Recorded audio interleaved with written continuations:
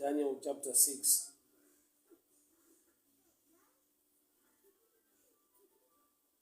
Daniel chapter 6. Father, we thank you for your word. Speak to us, instruct us, correct us, and empower us. For the glory of your name, in Jesus' mighty name I pray. Amen and amen.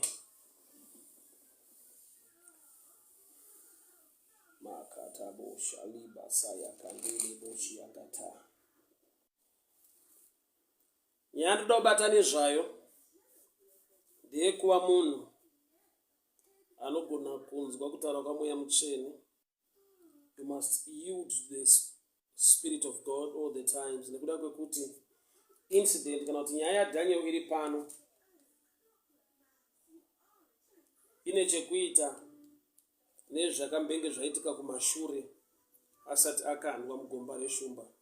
Kune masituations muupenyu anorema kwazvo, anorwadza kwazvo, ekuti kana wama situations iyoyo unonzwa kupera simba, unonzwa kuneta, unoshayiwa simba kana ari kupfugama uchinyengetera. Kune masituations mulife are so heavy, are so tough, ekuti kana wamaari you need others to stand with you. And also chimwe chinhu chingatibatsira chakatinakira ndechekuva munhu ane prayer life iri consistent. Ndikuedza kuti kudii Daniel asati akandwa mugomba reshumba, ndoda nditarise kuti wakasangana nezvipi asati aiswa mugomba reshumba. Wanga wauya kunyika yaakauya ari nhapwa kuBhabhironi, ndokubva apiwa ine opportunity yekudya zvakanaka patafura yamambo. Iye ndokubva arongawo zvaakaronga zvinogona kutibatsira nhasi, zviri so spiritual kuti tigone kuunderstand. I know vazhinji we talk about Daniel's fasting, yekuti akaabstaina from meat, kubva kudya nyama ndokubva atanga kudya mavheji, became a vegetarian. But iri sarudzo yaakaita ende akazviita for 10 days. Ndingaitanga ndaverenga kubva kubhuku yaDaniel chapter 1 from verse 15. At the end of 10 days, they looked healthier and better, nourished than any other young man who ate the royal food. So the guard took away their choice food and wine they were to drink and gave them vegetables instead. So panga pana Daniel, Anania, Mishael and Azariah vakazochinjwa mazita kunzi Shadrach, Meshach, Abednego. So 4 of them vakaabstaina, vakaregera kudya nyama, royal food, vakatanga kudya vegetables for 10 days. Zvine chirevo sei vakasarudza 10 days. Number 10, a picture of tithe. These were the Old Testament people. Number 10 ine chekuita netithe. So vakasarudza 10 days dzavakaita abstain from meat, vakatanga kudya vegetables. Mukana wekuti vadye zvavanoda zvakanaka, nyama uripo, vakava nesarudzo. That decision yavakaita was a prophetic thing. Saka ndati zvakanaka kuva munhu anonzvera kutaura kwaMweya Mustvene, nekuti pane dzimwe nguva munhu anogona kumuka achinzwa kuti I need to pray today. Unomuka uchinzwa une the edge in you to fast or to pray. But there are times yekuti unozviignore, because most of the times it tinoda kusundwa when we are in challenges. The lifestyle yabeliever yemunhu anonamata anotenda muna Mwari haasundwe ne-situation to do things, but anova be led by the Spirit of God. Shoko rinoti those who are led by the Spirit of God are the sons of God. So mauri munofanirwa kuita nderegatiti chinhu chinotaura chinokuudza. Obviously it's the Holy Spirit who speaks to you from inside. But vazhinji vedu kuti ndirikunzwa kusundwa kuita chakati, ndinonzwa kusundwa kuita chakati. There are times yekuti things are okay, hauna challenge yauri kufesa so far, but unongomuka maybe pakati peusiku wapera hope, wongonzwa the edge in you to pray. Neimwe nguva things are okay, but unongomuka mumwe musi wongonzwa mauri muchikotaura kuti you need to give. maybe ihembe yaunofana kupa mumwe munhu, maybe ndechekudya chaunofana kupa mumwe munhu, maybe financial help yaunofana kupa. Zvinongomuka zviri mauri zvekuti sometimes you won't understand zvabva nekupi. The Holy Spirit akataura mauri kazhinji anotaura musituation munguva yekuti unogona kufungidzira kuti haasiri. For example, Mweya Mutsvene akataura mauri concerning fasting when you are not facing any challenge, kana zvisiri paprogram kana pacalendar yekuchechi kwaunopinda. Sometimes we tend to ignore nekuti chingoti aiwa haasi mazuva acho ekutsanya, kana kuti haisi nguva yacho yekumuka tiita maprayers, tine chikwata chedu chatinomutsana tiita maprayers neprogram dzedu. Vanhu tinoronga, which is good, nekuti kusarongeka hakuna kunaka, but hatifanirwe kurongera Mweya Mutsvene. Bible wrote those who are led by the Spirit of God are the sons of God. Kurati pane nguva yaunoita zvinhu outside calendar, outside my systems, outside my groups, kana my church systems enyu. Unongomuka mauri une the edge, pressure in you iri kubuilda. Mune kutaura kuri mauri kuti you must do something for somebody, or you must pray, or you must fast. Why? Nekuda kwekuti Mweya Mutsvene unoziva ramangwana. So Mweya Mutsvene anopinda mufuture yako, ona challenge dambudziko raanoda kuti uhandle muna today, raanoda kuti uhandle through prayer and fasting mune ranhasi. Muzuva ranhasi Mweya Mutsvene unotaura newe either to pray, to give, or to fast. Zvinhu zvitatu izvozvo zvinowanzotaurwa naMweya Mutsvene muupenyu hwemumwe nemumwe, but kazhinji haazvitaure panguva yaunoona kuti this is the right time to pray, or this is the right time to fast, or this is the right time to do this. Why? Because chinhu chiri prophetic. Kazhinji kedu we are led to do those things. Maybe when we face a challenge, tinongonzwa kuti tofanira kuenda kugomo tinamati, kana tikanzwa kuti pane situation iri kunetsa ngatipfugamei tinamati, tikanzwa kuti pane chakati chaitika ngatimbotsanyai titsvake Mwari. Lifestyle ya believer, you are not meant to be pushed to do those things, no pressure from outside. The push must be inside. The push must be from inside, kwete outside. Lifestyle ya believer, upenyu hwemunhu anonamata, haafanirwe kunge ari munhu anowana a push to pray, a push to give, a push to do things from outside. The push must be from inside. Maybe kana munhu asati amature, asati akura, asati akunzvera, asati agona kunzwa Mweya Mutsvene, the push is always from outside. Saka uchiona kuti pane nguva yekuti munhu anogona kuda kutoparidzirwa to give, munhu anogona kuda kutoparidzirwa to pray, munhu anogona kuda kutoparidzirwa to fast. But there are some wekuti pasina aparidza, pasina conference yaitwa kana kuencouragedwa from outside, within you it's a lifestyle yako yekuti unoita zvinhu outside the calendar or outside the system yechurch or yemagroups enyu. I respect that level so much, yekuti munhu haasundwe nezvaari kuona, but munhu anosundwa nekuona kwaMweya Mutsvene kunoita kuti agone kuita chinhu even before time, but chiri a prophetic thing chaari kuita, chinozominister, chinozobatsira, chinozova a favor paanosangana ne challenge. Nauye murume anonzi Daniel, kusadyiwa kwake mugomba reshumba izvokwadi kuti pane ruoko rwaMwari rwakabata. Iye anotaura achiti Mwari vatumira ngirozi dzavo dzikabata miromo yeshumba, achitaura kuna mambo. But there is a prophetic preparation yakaitika asati akandwa mugomba reshumba. That prophetic preparation akaiita ari mugood times, ari mu right place when things were flowing okay. Kukandwa mugomba reshumba, kukandwa mudambudziko, kukandwa muchallenge. But Daniel asati akandwa mugomba reshumba,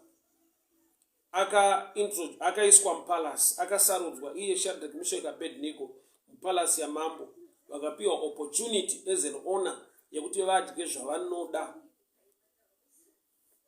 especially nyama, wine, zvazvirimo mupalasi yamambo. Asi vakaita a choice, sarudzo, iri prophetic, yandabata Bible richiti. Iyo ndo vakati, kune murume anga aiswa in charge of them. Please, can you allow us for 10 days todya hedu vegetables nekunwa mvura? Then you compare us nevari kudya nyama newine muno mupalasi. Padaverenga part Daniel 1:15. At the end of the 10 days, they looked healthier and better nourished than the other young men. They looked healthier and better nourished than the other young men. Assessment yakaitwa for 10 days. Ndataura ndikati number 10. Sarudzo yavo kuti do this for 10 days. Number 10 was a shadow picture. Remember, they are being led by the Spirit of God. They want to get into a competition.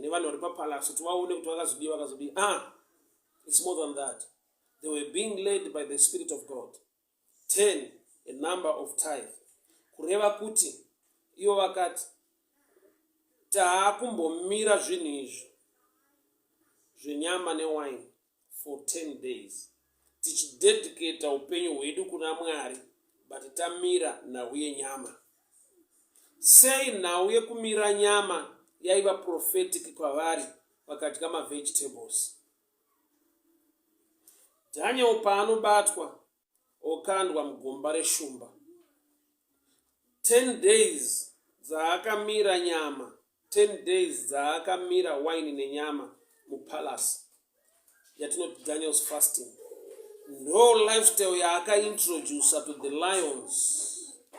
Nokuti paakakandwa mugomba reshumba, shumba hadzina kumudya, dzikamutreata as tithe, because abudawo mu 10 days dzaakadedicata kuti I won't touch meat kana wine. Shumba idzi dzinodya nyama, dzinodya munhu. Nokuti vanhu vakazokandwa after Daniel akandwa vakadyiwa. Zvorati shumba dzanga dzisina kuchinja diet. But nekuda kwekuti manga mapinda tithe, manga mapinda munhu ane a picture of a 10th, number 1. Number 2, munhu anga akamira nyama. Zvoreva kuti fasting yakabva yava so much muna Daniel, zvokuti yakava effective muenvironment yaanokandwa. Every environment yaari kukandwa anosvika aine the influence yefasting, especially yekuabstain from meat. So Daniel achiintroducwa haasi kupinda ari munhu, ari kupinda ari a principle, somebody so powerful to an extent yekuti lifestyle yake influence the environment. Kana iye akamira nyama akakandwa mugomba reshumba dzinodya nyama, shumba dzinoresponda maringe chakandwa imomo.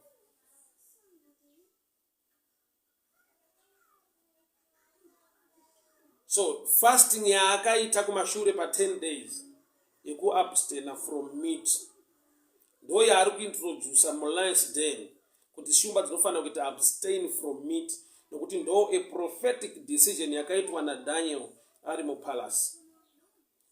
Akaita for 10 days. So shumba padziri kuona Daniel achikandwa hadzisi kumudya, nekuda kwekuti iwo mambo pachavo musi wakakandwa Daniel vakashedzerawo nezwi kuti Mwari waunonamata akurwire.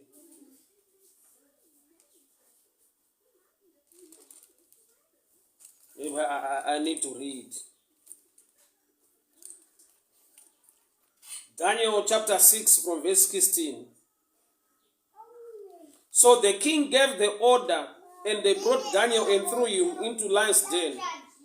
The king said to Daniel, "May the Lord whom you serve continually rescue you."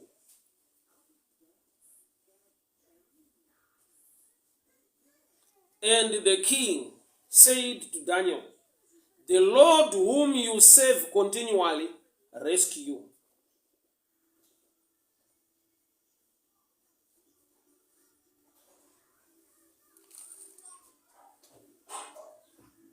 I'll skip to verse 18. Daniel chapter 6 verse 18. The king returned to the palace and spent the night without eating. Toda tione ma-effects e-fasting akaitwa na Daniel. Chakatanga kumira kudya adzisi shumba, even the king. Daniel 11 verse 18. Then the king returned to his palace and spent the night without eating anything else, without entertainment being brought to him, and he could not sleep. The fasting effects of Daniel zakatanga kuaffecta not only the king and not only the lions, but even the king. That night he did not eat anything. There was no entertainment brought to him, and he could not sleep. So mambo ava ndo vane shumba manje dziri mugombo. Saka shumba padzakatorwa kubva musango dzikauya papalace pamambo mulions den. Chakachinjwa apa haisi diet, dzinoramba dzichidya nyama, but nekuda kwekuti dzabatwa dzaakugara mulions den, hadzichatenderwa kuvhima, nokuti hamuna mhuka inovhimwa ikabatwa imomo mulions den. Dzane policy yakachinja inongoreva kuti hatichavhima nekuda kwekuti takabatwa. Saka akatibata ndiye anotibatira, akatibata anotichengeta iye mambo ndiye unotitsvakira chekudya. Saka shumba dzinongofanirwa kugara dzichingoziva kuti mambo anodei, nokuti dzikapleasa mambo, dzikafadza mambo, zviri pachena kuti mambo akadzibata akadzichengeta ndiye unodzipa chekudya. So that night the king could not sleep or eat anything, or entertainment being brought to him. Nekuda kwekuti Daniel waenda kunokanduka mugomba reshumba. Asi ane shoko raataura pamusoro paDaniel. The God whom you continually save.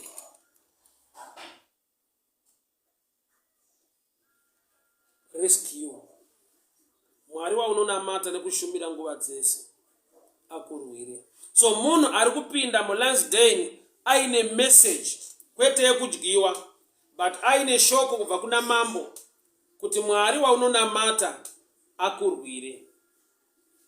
So Daniel paanoiswa mugomba reshumba, imessage yapinda more than the person.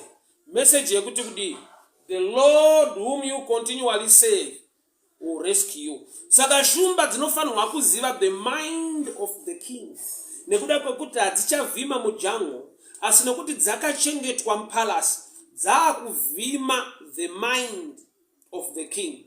Dzakufanirwa kuziva pfungwa yamambo, zvinofadza mambo, zvinodiwa namambo. Nokuti hadzitsvage chekudya, but dzinofanirwa kutsvaka pfungwa yamambo kuti dziwane kudya. Dzinofanirwa kupleasa nekufadza mambo kuti dziwane chekudya. So Daniel paiswa mulions den, yes, he is a person akandwa, but he is also a message. The God whom you continually save, rescue you. So mapinda muna ane message ye rescue, ane message ye kuchengetedzwa. Saka shumba padzinoona Daniel, number 1, dziri kuona tithe. A man who dedicated 10 days zekumira meat and wine. Number 2, shumba padziri kutarisa Daniel dziri kuona a vegetarian, munhu akachinja diet, akabva from meat akaenda kumaveg. So shumba padziri kuona Daniel dziri kuona change.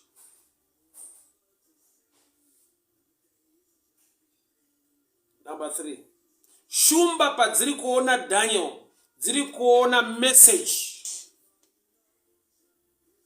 yekuti the Lord whom you continually save must rescue you. Munhu apinda aine message yekuti haafanirwa kudyirwa. Nyangwe appetite ichigona kusunda shumba kuti idyai, message inoita kuti shumba dziregere kubata Daniel, nekuti paari pane message. Rega nditaure message pamusoro peupenyu hwako. Mwari ngaakurwire. Mwari waunonamata, Mwari waunotenda ngaakurwire. Pabasa rako Mwari ngaakurwire. Paunosvika pabasa, svika uri munhu but uri message yaJehovha. Ndinotaura message yepromotion, ndinotaura message yeprosperity. ndinotaura message yeutano, ndinotaura message yepromotion yekusimudzirwa, ndinotaura message yesuccess pamusoro peupenyu hwako. Daniel achiiswa mugomba reshumba, he was a man and also earning a message upon his life. I speak blessing, I speak favor upon your life in the mighty name of Jesus. Amen and amen. So Daniel, number one, munhu akaabstaina from meat, kuti akachinja diet. Shumba padzinomuona dzinoona change. Number two, Daniel paakamuva from meat achienda kuma vegetables, amira nyama. Shumba dzinodya nyama, but Daniel paapinda dzaona change. For 10 days dzaakamira, that's a picture of tithe, dedicating something unto the Lord, dedicating whatever chawapirwa unto the Lord. So shumba dzinoziva kuti mambo unotipa nyama, but nyama yakawanda, but say nastapiwa nyama imwe chete. So dzakatreata Daniel as a seed or as a tithe, nekuda kwokuti anga abstaina from meat for 10 days. So chakaitika muna Daniel mashure was a prophetic thing. Chakaitika kuti asiri yakati rega nikosarudza 10 days, but it was a prophetic message yaunzwa naMweya Mutsvene mulife make, kuti that figure number 10 inorepresent a tithe. Ichaita kuti kana wakandwa mugomba, shumba dzizive kuti this belongs to the Lord, this belongs to the king. And also Daniel, murume anobva kurudziro kwaJudha. Daniel is a man from the tribe of Judah. And we are all aware, nofunga we all know, kuti vanhu vekwaJudha, they are also lions. I'll read to help you. Daniel chapter 1, from verse 2. And the Lord delivered Joachim, king of Judah, into his hand.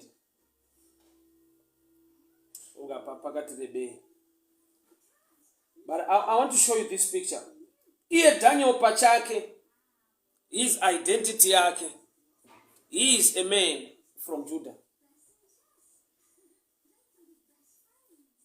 Rudzi rwakaJudha, they are also lions. Vanhu vanoera shumba. Jesus is from the tribe of Judah.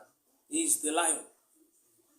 So Daniel also pachake, spiritual identity, nekuda kwokuti ndewo kwaJudha, he is also a lion. Saka zvaigona kuti shumba idye shumba. Ndiri kuti kudii? Mwari ngaakuwanire nyasha uve ne spiritual identity yekuti ukapinda pane dambudziko rigone kukurespecta, maproblems agone kukurespecta, nekuti ari mauri mukuru darika ari munyika. Vose vakamugamuchira akavapa simba rekuti vanzi vana vaMwari, ivo vanotenda muzita rake. Dambudziko parinokona ngarione mwana waMwari, kwete mwana wamuseyamwa. Dambudziko parinokona ngarikuone uri mwana waMwari, kwete mwana wagurundoro. Dambudziko parinokona ngarikuone uri mwana waMwari. So your spiritual identity matters most kana wapinda situation. Your spiritual identity matters most kana wapinda situation. So Daniel pachake is also shumba. But besides the identity, action yaakaita was a prophetic action to abstain from meat. Nokuti paachaiswa mugomba reshumba, shumba dzichangoita respond sezvaakaitawo kumashure. Shumba dzinoita abstain from meat. Nekuda kwokuti fasting yaakararama for 10 days yakava nema-effects zvokuti aka-affecta the king and aka-affecta also the lions in the lion's den. So shoko randinaro mangwanani anhasi nderekuti ukanzwa the urge in you to pray, ukanzwa mauri makazara paunomuka mangwanani mauri ganditi say feeling, because vamwe vanoita kunzwa iri feeling, mumwe anoita kunzwa iri audible voice, mumwe anongonzwa chinhu chiri kungomupusha mauri kuti pray. There are times yekuti Bible rinoti we don't know how we ought to pray, but the Spirit of God intercedes on our behalf. Romans 8. So you see kuti there are times yekuti unogona kutoshaya kuti ndinamata ndakabata malines up, because most of us we are pushed by pressure, by challenges to pray. Zvatinoona zvatinonzwa zvinogona kutipusha kuita prayer. But it's really normal when you are a mature believer, unowana the age or the push from inside. You are being led by the Spirit of God. And the Spirit of God is a prophetic spirit. Yekuti inotoziva what's coming in front of you. So for today, unogona kudzwa zvokuita zvokuti unoshaya kuti why am I praying today? Because most of us need a push from outside. But when you pray, you will discover that pauchasangana nedzimwe situation, you will understand. That's why my mandiri, that is what the age to pray.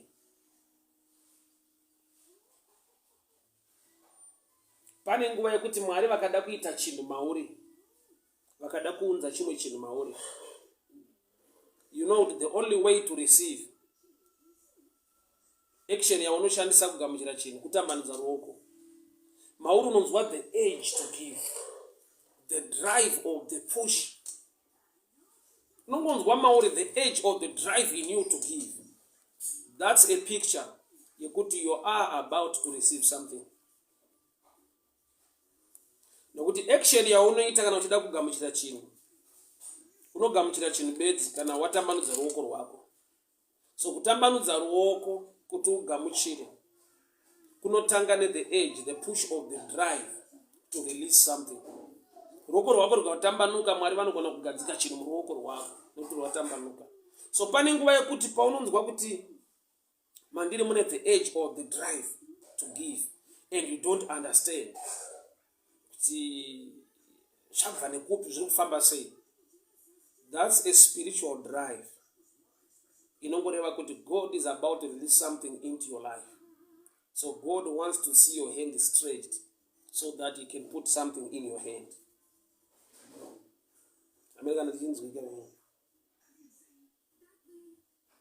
Pane paunonzwa the push or the drive in you to pray. Zvekuti wega unogona usaziva kuti why inhau yese ndiri kunzwa mandiri kuti ndinyengetere ndiite prayer. There is something coming maybe against you. Pane nguva yekuti you have dreams. Okay, there are times yekuti God will speak to us through dreams. Unoita a terrible dream, maybe uchimhanyiswa uchida kurumwa nenyoka, uchimhanyiswa neshumba, uchimhanyiswa nebenzi, nemunhu anopenga, nemunhu ane mamveni. Ongomuka iri, you ignore that dream kuti ndangorota. Mwari unotaura nemadimensions nemalevels akasiyana maringe zera remunhu.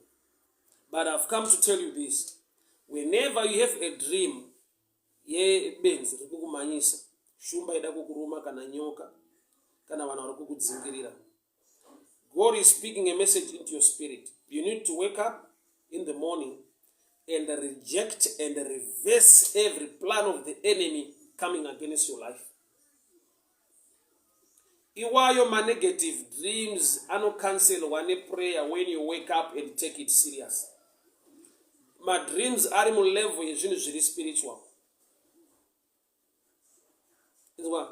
A dream is greater than the dreamer. Because whatever dream yauneta come across during the night, it's actually you can cancel it or you can pray for it to manifest. Can I hear a positive thing that you desire and want in your life? A dream is powerful than the dreamer.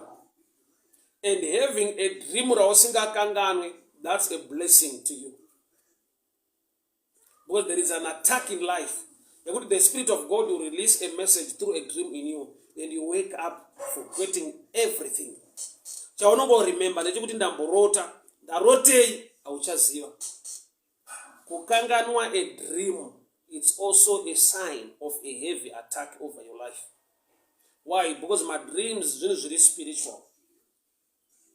Imwe level, imwe stage, yekuti Mwari uri kutaura newe.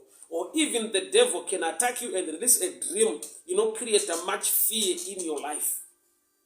So dreamers, even the devil attack you through your life, your dreams. But iwewe you are bigger and greater than any dream. Why? Because you have what it takes to cancel or to pray for it to come to pass. Kukanganwa zvawarota, it's a sign of a spiritual attack is serious. Why? But the devil wants you to be weak or to ignore. Because every dream is greater or bigger than the dreamer. It's a blessing. Kuwane a dream and you won't forget it. But get into prayer to cancel whatever negative dream yawasanga nayo, because zvinhu zviri spiritual. But kana ona a dream iri positive yezvinhu zvaunodesire nekuda, pray and force it to come to pass. So muma dreams, it's another way yekuti Mwari vari kutaura mauri, and also it's another way the devil is about to attack your life. It's a blessing not to forget a dream, and also it's a blessing kuti paunorota wasina, you pray about it. You pray against it to cancel it, or you pray for it to manifest. A dream is not greater than the dreamer. So don't fear. Satya ukarota uchidyiwa nyangwe neshumba, uchidyiwa miru, ukarota uchirumwa nenyoka, uchimhanyiswa nezvigure nebenzi, uchirohwa uchidii, you have the power to cancel in prayer or to pray for it to come to pass. A dream is not greater than the dreamer. But the greatest challenge there kuti unova a spirit inoita kuti ukanganwe zvawarota. Yes, man of God, Deacon is saying I cancelled one this morning. Yes, a dream is not greater than the dreamer. Having dreams is another level of blessing in life. Why? Because the dream rinokudza chinhu, maybe it will be 10 years to come, a year to come, a month to come, a week to come.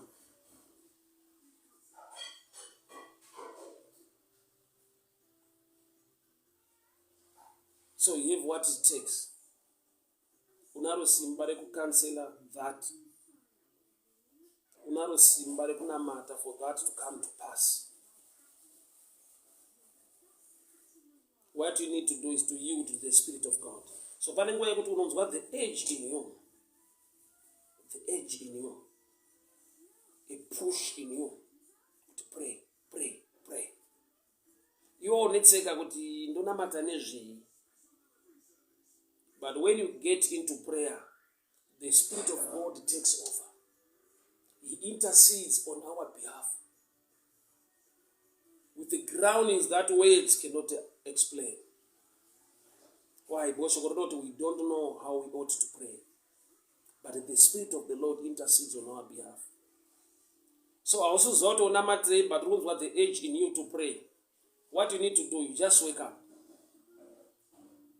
In prayer.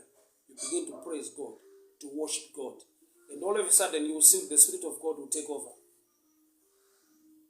You surrender to the Spirit of God, He takes over. With the groundings that words cannot utter. So Daniel, asati aiswa mugomba reshumba, akaiswa mupalace, mune good food, mune upenyu hwakanaka.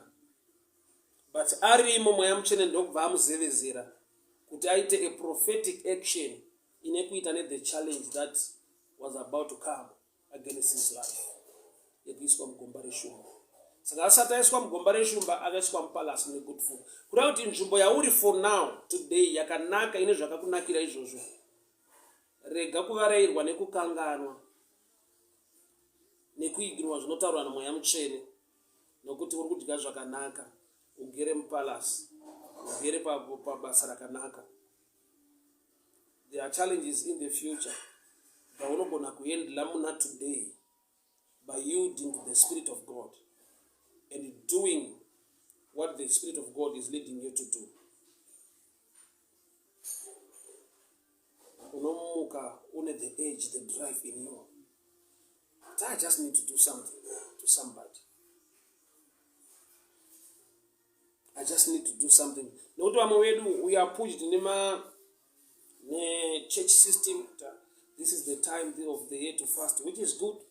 Because kana usati wakura uri mwana, haungotanga nekufamba. Unobatirawo table, unogona kubatwa maoko chinzi de famba. But kana wakura, haumirire munhu anokusimudza nokubata table. Unongova nepfungwa dzinokudza kuti rekani mbosimuka ndiende panze, rekani mbosimuka ndipofamba. So there are times that you are moved in systems nekurongwa. Church inobva ati aiwa ndonguva yekuti tiite fast, ndonguva yekuti tiite prayer, yanguva yekuti tipe. But izvozvo zvese kana wama sign yekuti waamachiwa inobva iri a drive from within. Aumirire conference pachurch kuti udzwe kunzi you need to give. It becomes your lifestyle. In season and out of season, Mweya Mutsvene akataura mauri, you need to do it. Why? Nokuti time yaunongotambanudza ruoko uchipa, spiritually itime yawatambanudza ruoko to receive what God wants to put in your life. Gona kuconnecta giving ne receiving. It makes giving a lifestyle to you now. Ukaconnecta kuti whenever I do something for somebody, I'm actually stretching my hand spiritually to receive what God wants to put in my hands. It becomes a lifestyle when you understand now. Whenever I stretch my hand to give, spiritually I'm stretching my hand to receive. Yield to the Spirit of God. Uri mupalasi saDaniel. Une mukana wokudya zvakanaka. Une mukana wokuremekedzwa. Ndopa akati for 10 days handisi kubata nyama. Nokuti kumberi kune shumba dzinodya nyama dzichada kumbopindirwawo musystem yefasting.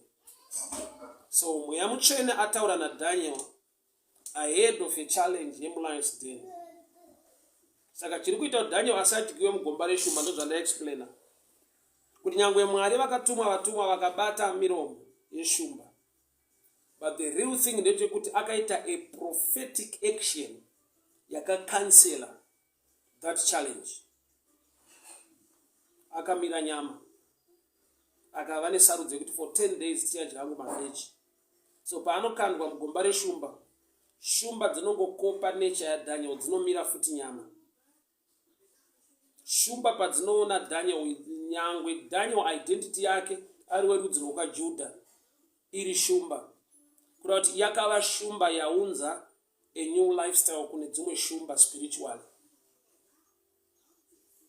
Fasting yaka-affecta even the king. Pandaverenga pati, that night the king did not eat anything, no entertainment for him, and he did not sleep.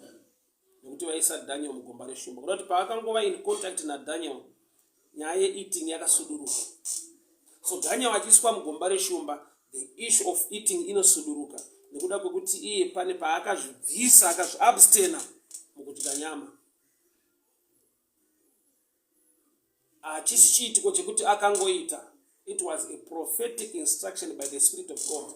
No wonder akati for 10 days, a picture or a sign of tithe, dedicating something unto the Lord. Saka Daniel paakakandwa mugomba reshumba, shumba rakaziva kuti uyu ndewatenzi ndewamambo.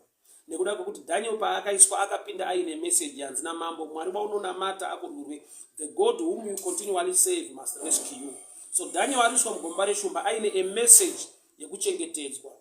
Saka shumba dzakamuchengetedza svika abuda adzorerwa kuna mambo. To prove to you kuti shumba understand a tithing system, Daniel paakaburitswa mukati megomba reshumba, vanhu vapikisana naDaniel ndokubva vakandwa ivo nemhuri dzavo.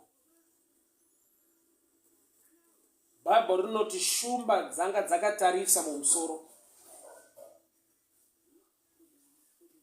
Shumba dzanga dzakatarisa kumusoro. I'll read. Daniel 6 verse 24. At the king's command, the men who had falsely accused Daniel were brought in and thrown into the lion's den, along with their wives and their children. Before they reached the floor of the den, the lions overpowered them. Zvanzi pavakakandwa varume ava nevakadzi vane vanavo vasati vasvika pafloor pasi, shumba dzakasvetuka dzikavadya vachiri mudenga. Before they reached the floor of the den, the lions overpowered them and crushed all their bones. That's a picture yekuti Daniel paakariliswa kubva mugomba reshumba achienda kumusoro, shumba dzakabva dzaregera kutarisa uku. Remember, imhuka inenge imbwa inofamba nemakumbo 4, haifambi yakatarisa mudenga, inofamba yakatarisa uku, inovhima musango. But nekuda kwekuti yadedicata Daniel as a tithe unto the Lord, hadzisisina tarisiro from other angles, dzinenge dzakatarisa mudenga. Ndo zvakaita kuti vanhu apa vakakandwa, shumba hadzina kushamisika vanhu vachidonha pasi. Aiwa, dzakatotarisira mudenga, zvokuti vanhu pavakakandwa dzakasvetuka dzikaita overpower those people vachiri mudenga. Kureva kuti dzaitarisira kuti kana taendesa kuna mambo, mambo une zvaachatiitira. Whenever you give, have in mind kuti you are about to receive. Tarisiro yako ngaive kuna Mwari, nokuti ndiMwari vakatendeka havangakurasisi. Daniel vachibuda, vanhu vakawanda vachipinda, vanhu havana kudyiwa vasvika pasi, vakadyiwa vachiri mudenga. Kureva kuti shumba dzakaziva kuti when we give unto the Lord is so faithful, we will receive. Ende zvokubva pakandwa zvizhinji. Hama dzangu, Mwari werugare vakuchengetei, Mwari wenyasha vakugonesei. So happy to see you, Sister Joylene Mashamo. Happy New Year to you. It's been a long time. Mwari vakuitire nyasha zvikuru. Baba Maduro